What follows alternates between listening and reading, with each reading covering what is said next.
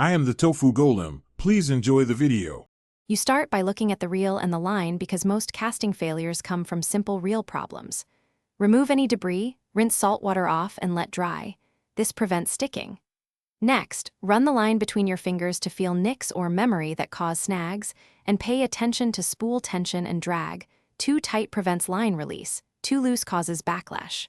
Once clear, you'll be ready to adjust the spool and rod balance. Now you rethread and inspect the entire line path so the cast can flow freely. Feed the line slowly through each guide, watching for catches or grooves that bend or cut the line. These create drag and reduce distance. If you find a rough guide, rub a soft cloth and run a cotton swab to reveal burrs. Replace the insert if necessary. Make sure line tension is even on the spool so it unspools cleanly when you flick the rod forward. Finish by tuning action and practicing controlled casts. This confirms the fixes.